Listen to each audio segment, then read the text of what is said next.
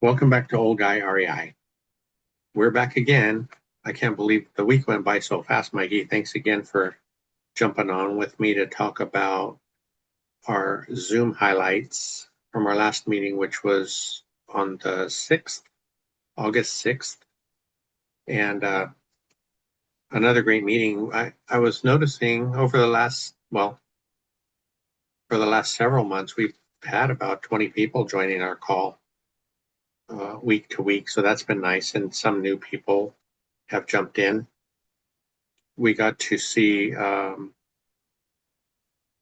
this week John Cashflow Ramirez joined us for the first time. Um,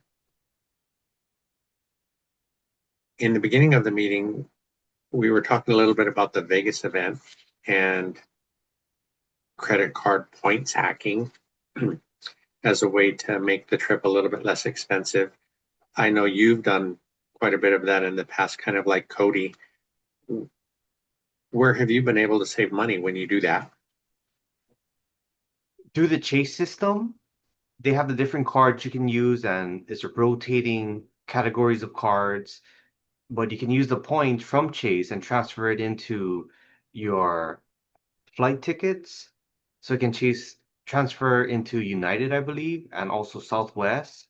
But you can also do Hyatt too. So I've actually used points to book Southwest flights to Vegas. And I also use a Southwest flight to book to Pittsburgh from points out of the Chase point system. And then I was able to book a Hyatt hotel in Japan that was close to Disney Sea on the point system as well. Okay, great. I think we were talking a little bit too about Jean Adriano. She started a channel not too long ago. She's documenting her real estate journey, but she had some videos done in the past about credit cards and points hacking. She does have a couple of good videos on her channel, and that was, I believe it's called Midlife and Money.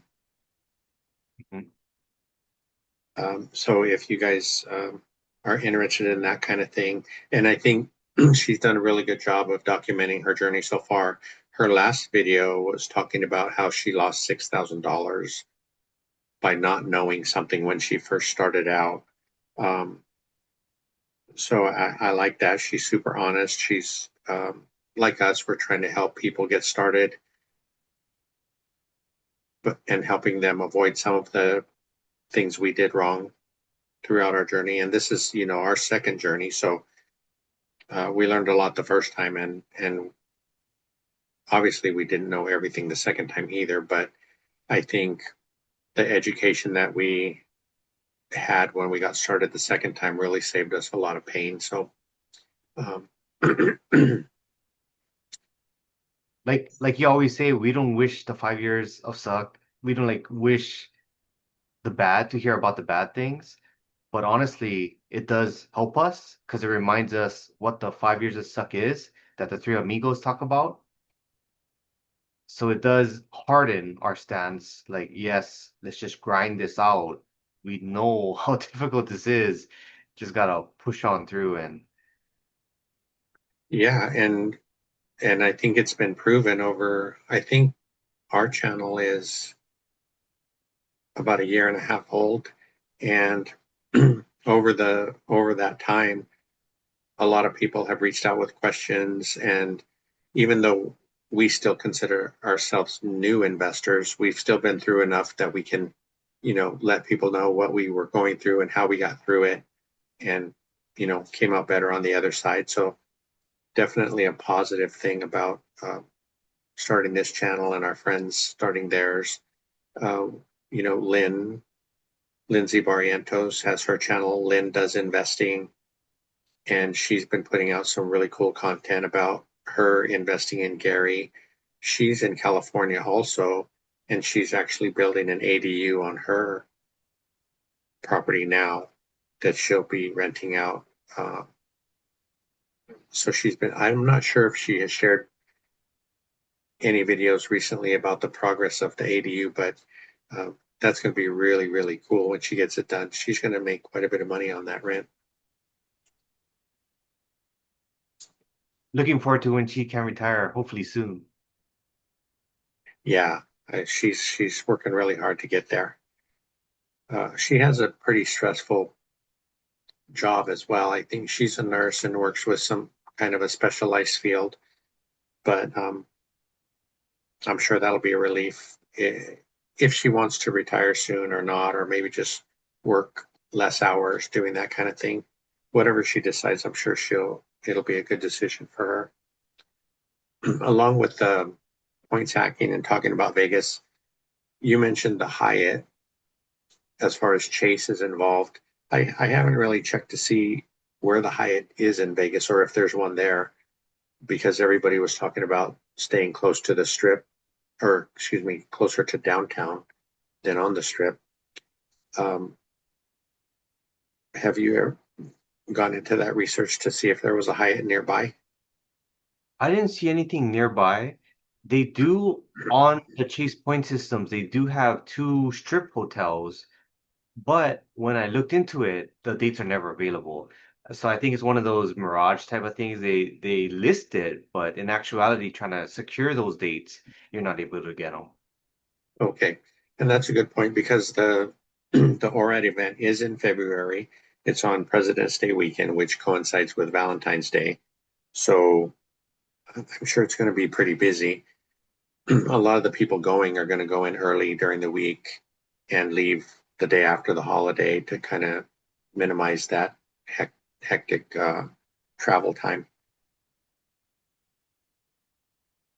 The some of the other events that are coming up, I know you're planning on going to meet up with Jack in Pittsburgh. He's hosting an event September 5th through the 7th.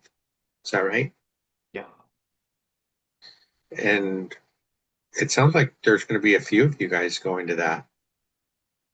I think so. The bus that we were planning to rent so that we can drive around, understand the markets, the specific markets better, that has a capacity of 20 people. So Jack's not too sure how many people are gonna show up, but we're I think that'll be enough for the whole group. But then there's gonna be contractors there. There's gonna be Jeremy and Liam, who are realtors, rockstar realtors from Pittsburgh. And also he's bringing tradesmen too. So a lot of good information. I think it'll be a great experience, especially for me, who's never been to Pittsburgh before. I'm really looking forward to what I'm gonna see. Yeah, excuse me, and actually to see your properties, right, for the first time. You haven't seen any of those, and now you're up to what, three singles and a triplex. Correct.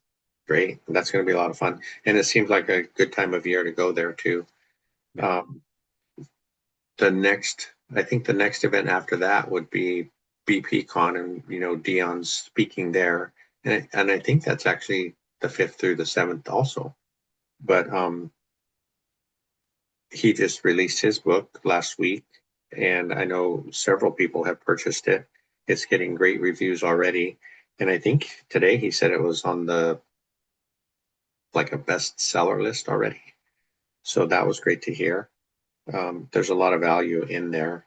But he was also talking about some workbooks that he didn't create for his book that have popped up through AI, I guess. So people need to be aware of that. And he said he did not create a workbook and cautioned everyone before they buy anything like that. So it's just his book. Um, I just got my book yesterday, oh, so I was slowly going through it. He has a gift of gab, and we hear his stories and his advice through his voice. But actually reading it in a physical copy, it's different because I'm reading different things and I'm seeing it on paper. So it's like I'm learning in a different way from Dion. So it's interesting how you have what you're hearing to what you're reading. And I know he's gonna have different versions of the book. So it'll be a good way to learn. yeah, that's what somebody had commented on one of the lives today, that even though they've basically watched all of his lives and seen a lot of his content, that there was a lot of stuff in the book that they hadn't heard yet. So that's great. We had that night, Mark Simon joined us again. He's a broker with Nexa, and he had mentioned that Nexa is the largest broker in the country. He works in most states. But you and I, over the last weeks, have been talking about, and other people in the group as well, talking about getting in position if interest rates did ever drop enough for it to make sense to refinance, just rate and term refinances on some of our portfolio. I know Cynthia and I have loans from 6.6 to 7.5. And I think if they did drop a point by chance, that would probably be enough for it to make sense to help us create better cash flow on our properties. But you and I were talking earlier about so many different factors, right? Is it going to make sense? Because, our properties are on the lower end as far as purchase prices go, anywhere from 70 to 100K. And from what we've heard so far, the cost to even do a rate and term refi could be 9 or 10% in some cases. So it could cost a bit to do it. In my head, I'm weighing, whether we put out that if we do 4 properties and it's $16,000 to do that, does that make sense? And I think Joel was on with Mark the other day, and Joel's thought was, instead of putting that money down to do a rate and term, he would just take it and buy another property. So in the markets that we invest in, you probably could do that with $16,000 to $20,000. So that made me think. Zuber and Matt the Mortgage Guy, they had a video. Matt the Mortgage Guy was saying they went to a UWM meeting where Matt Ishbia was talking about a 90 basis point discount. So we checked with Mark Simon. Mark Simon said that is true. That meeting was confirmed, and that we ran a scenario out saying it doesn't apply to DSCR. It does apply to loans outside of UWM, so you could rate and term refi for those type of loans. But when we were looking at a rate where it's 6.875 to get it to 5.9, it would be about 5,000 when you add all the closing costs and fees and the points. It was 2 points on that one to get from 6.875 to 5.9. And also he said to look at what it would appraise, the appraised value of it now compared to when I bought it, because that would factor in all the calculations. Yeah, and you and I also touched on the fact that when you're looking at doing either cash out refi or rate and term refi, that those appraisals don't typically come in as high as the appraisal would be if you were buying the place. So that's something to be cautious about as well. I don't know why there's a difference, but there is.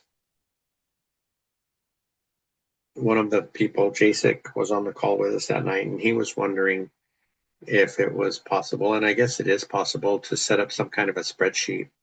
And that way you could put all of your properties and rates and purchase costs and loan balances and things like that, so that you can adjust the interest rates, and it would help you to know when it might be a good time to refinance your properties.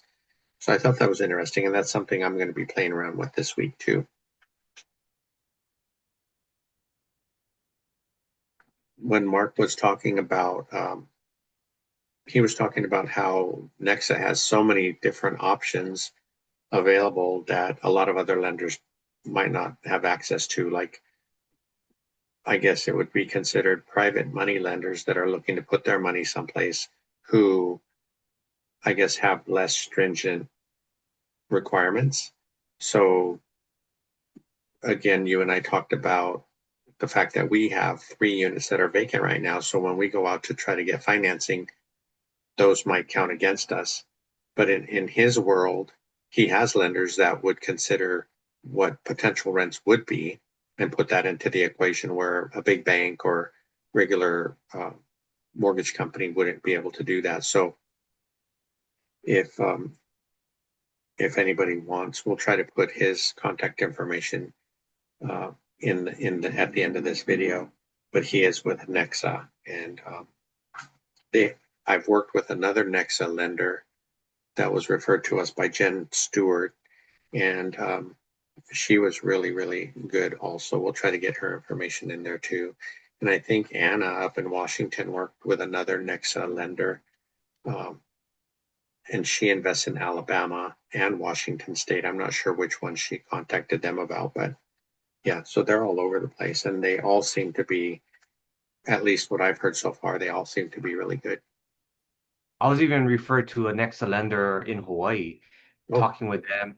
And out of the three Hawaii lenders I was talking with, they seemed to be the most flexible and understanding what I was trying to do creatively.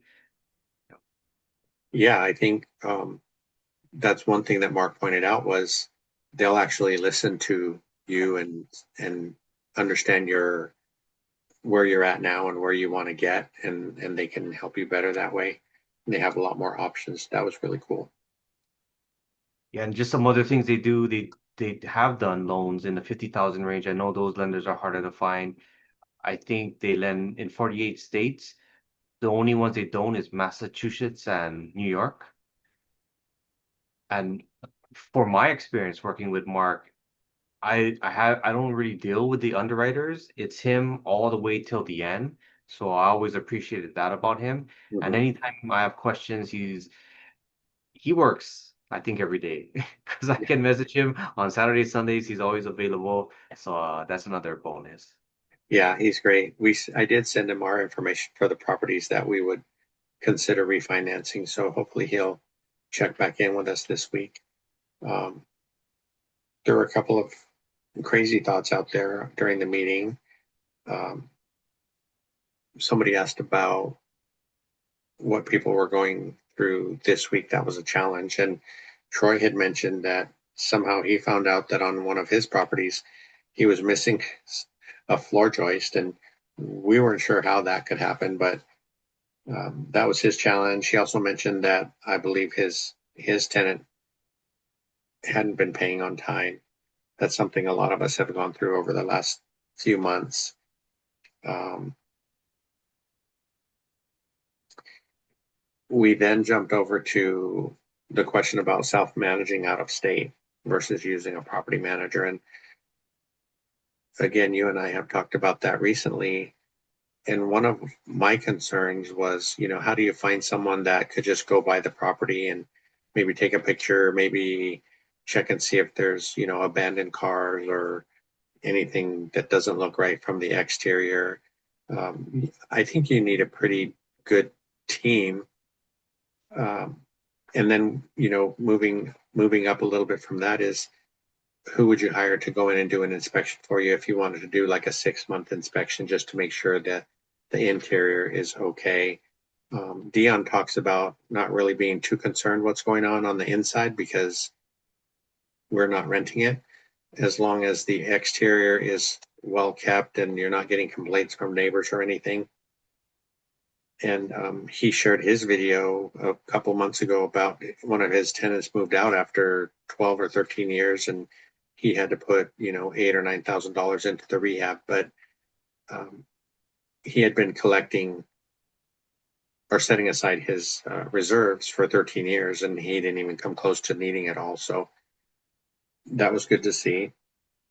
What do you think about trying to self-manage out of state? It's something I've been thinking about. Kyle, another investor, he does self-managing out of state. His systems and process he's built up is incredible. He recommends having three best friends that are able to do with contractor handyman experience that is able to do those inspections, or if there's a listing on the MLS they want to check out to help walk the property, video camera that. So he's just another investor, part of the ORAD that really wants to help other investors get started and really refine their process. Even if they do use property management, maybe have other layers of systems and processes that can help. Yeah, I think that's pretty cool. And I think it's very rare too, though. Like you said, he has three friends that are familiar with construction, so when they go to the property, they know what they're looking at, right? But just say if we found someone, I know people have talked in the past about hiring a real estate agent to do leasing and to do showings and stuff like that, but sometimes they're too busy just to go by your place and take a picture for you or something like that. So one of the people in the group had been talking about her agent was too busy, but she had an older daughter that was willing to do that for people. So that might be an option to give them, $50 or whatever they're going to charge to go do that at least.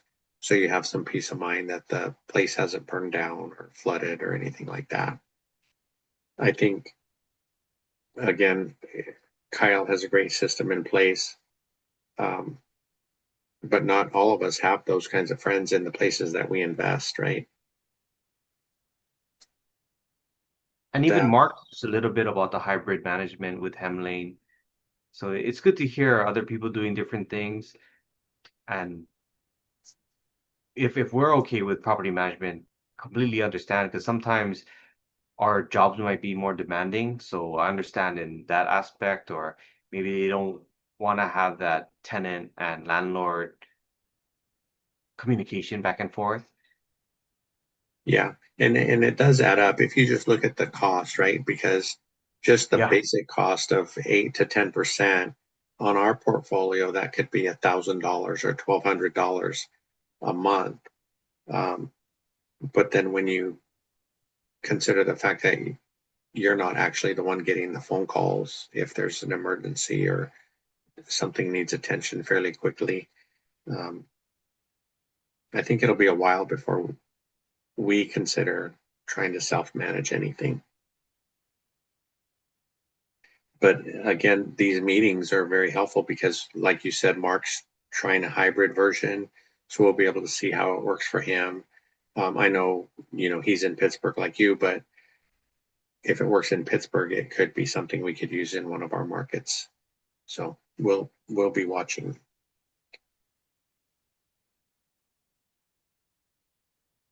They the group also got on the subject of, well, one person was going through something with Section 8, a Section 8 tenant in the Florida market. And when they leased their property, they had included utilities. And he's finding that the utilities have skyrocketed since the last time a tenant was in there. So he was asking for suggestions. I think he was thinking that the AC was the biggest issue, and he didn't know what to do because the lease is in place. They've only been there a couple of months, so he's got almost a year to go before he could make adjustments to the lease and include utilities or not. But some of the folks were talking about just going in because I think his tenant has like 5 kids, and if they're home all summer using up power, that could add up pretty quickly. But they suggested maybe to check and see if they had brought in another freezer or refrigerator just to store their food and things because that would take up some juice. They talked about double checking the AC unit to make sure it wasn't faulty somehow, and also maybe changing the thermostat to, I guess there's a style that you can kind of limit how low they can turn it. So those were all great suggestions. Hopefully he'll be able to get that resolved because that is a big expense. But I think my thought that evening was you kind of have to be careful what you wish for because he was kind of hoping for a Section 8 tenant because, and in this case, he was able to get quite a bit more rent. But since he included the utilities, it kind of was a wash. So, um, but now, right, we're learning. We're all learning from what he was sharing. So the next person hopefully won't have to go through that. And it's tough that he does, but um, it is a year, and once the year's done, he'll be able to make changes that could make it more profitable for the next year. When they're talking about the thermostat locks, I haven't heard that before, so that was another good point. Yeah, I don't know how they work. I would imagine there's some kind of a code or something you have to put in, and then you can set it to not go lower than, I think they were talking 78 that night, but it seems like you should be able to go a little bit lower than that, especially in Florida with the humidity and things like that. Um, and I know Matt, I think, has talked about that in his market of Massachusetts as well, because you can crank the thing all the way down to 60. It doesn't mean it's going to get there. And tenants don't really know about that stuff, so they just keep trying. And it's a lot of wear and tear on the system trying to get down that low when it can't. And Jeff asked that same question to Matt on his live stream. Oh, And did he? Matt was saying that those thermostat locks you could buy for maybe $15. But then to actually have an HVAC guy come out and put that in, that's like 50. So I would be curious to hear what Jeff comes back with in his research. Yeah, I think that doesn't even sound like too much to get it done, right? If he's spending, because he was saying that the utilities more than doubled. So that's several hundred a month, and if it costs you 200 or 300 to get the thermostat in place, then that would seem like it would pay for itself pretty quickly. Much better than a rate and term refi that we were talking about. Yeah, I can't believe that. Well, and I was kind of kidding, and I kind of wasn't, but we've been looking for ways to help us create better cash flow, Cynthia and I, over the last couple of years. And it just seems like every time there's a new kind of loan program that comes out, now I just listen for the part that disqualifies me, and because, like I said that night, I think it was Convoy talking about like a portfolio type loan that you can use to do that with. But then, so our credit is good and things like that. But then they have a $200,000 loan minimum, and we wouldn't meet that. So then that knocked us out. But maybe that's partially a fault of mine because we didn't know that if you have more expensive properties, it's going to be easier to get money or refinance in the future, right? Less expensive. So that's one of the, I guess, downsides of buying properties in the lower price ranges. Um, but we're learning, and I think, you know, um, sometimes not so much anymore, but people had fun with the fact that we're in 4 or 5 different markets. And sometimes I think that's all we knew at the time, right? So any investor just say they start buying single families for some reason, and that's what they learn and that's what they know.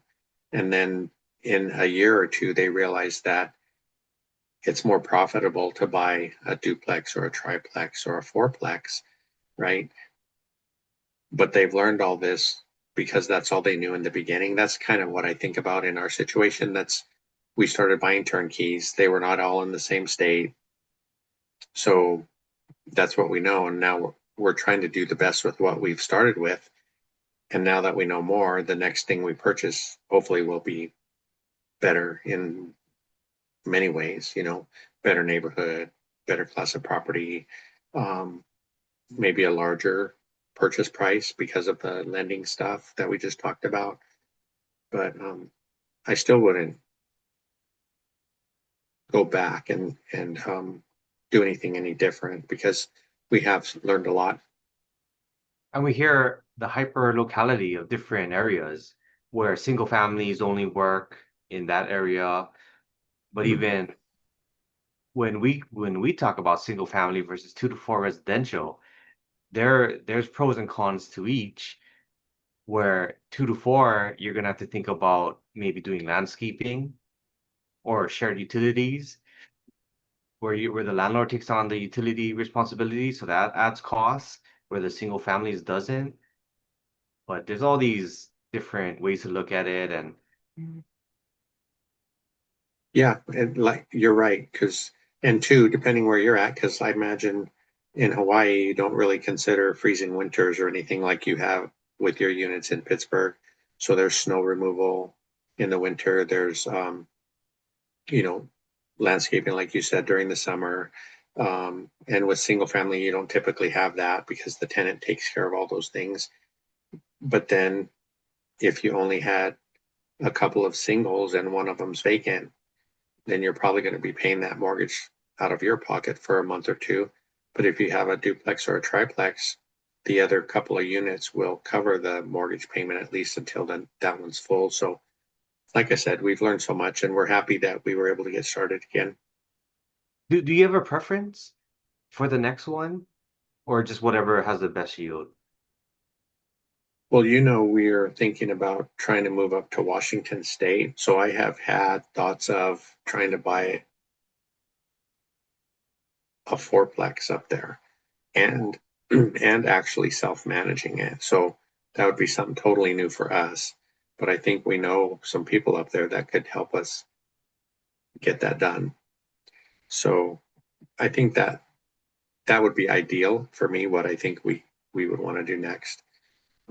Cynthia might have a different opinion about that, and I'm sure she'll let me know what I'm thinking when we're finished here today. And it'll be vice versa. You'll have a lot of customers too if you decide to do the handyman route. Yeah, I think and I was going to mention this meeting that we're talking about last Wednesday. The recording was for 2.5 hours, but we went off after that, and it lasted for 5.5 hours, and we got into talking about construction and the business of being a contractor and things like that. And I think Mark is trying to get us together again, the contractors, me and Jim and Carlos, the Fresno handyman. So he was trying to get something together for next week. So I'm sure he'll be putting that out there as soon as we get all the times figured out. But yeah, a lot of different topics there. Um, what are your thoughts on what is a good contractor, someone good to hire versus, a customer? How do you know if you're going to want to work with a customer or not just by that initial meeting? So um, Ray has someone who's started out in the business and has been struggling a little bit. So he was hoping for that kind of a get together to help them understand, you know, the business. And because Jim and I have been in it for over 30 years. I'm not sure how long Carlos has been at it, but it's been a while too. So hopefully all that experience will help not just Ray's friend, but anybody who tunes in that day. Those were impactful conversations because you're hearing from the veteran business owners. You guys are decades in giving advice to a young entrepreneur just getting started and is going through struggles right now. Then Ray was on the live stream with Mark and was thanking you guys because he recorded that clip, sent it to his friend who's the young entrepreneur, and was grateful for the advice that he received. And I hope the business works out well. His website looked great. Yeah, he had a very nice website. And yeah, and we were joking around. Hopefully, we didn't make him scared of becoming a contractor or being a contractor. But I think just like with real estate, it's important to know what you're getting into. And maybe we didn't do it right. We did it the way we knew how. Again, we did what we knew. And I think we're all, as far as the contractors go in this group, we all want to do our best and we all do really nice work. Um, but sometimes that's just not enough for some people out there. So you got to be careful. But yeah, I'm looking forward to getting together with Mark. Hopefully, he'll let us know soon when that's going to happen and we can let everybody know. I'll be looking forward to that one. All right, cool. Well, then we'll check back in with you next week after our next meeting and see what we talk about then. Sounds good. Yeah. Buy Dion's book and make sure you got the one rental at a time on Eventbrite. You type that in, you can find the tickets for the February Vegas event for the VIP and general admission, but those are going to go fast because once the Pace people and Hartman people find out, they'll probably buy those up. Yeah, I think ORAT people need to get in there quick. Yeah. Thanks for the reminder. Okay, we'll see you next time. All right. Thanks, Frank.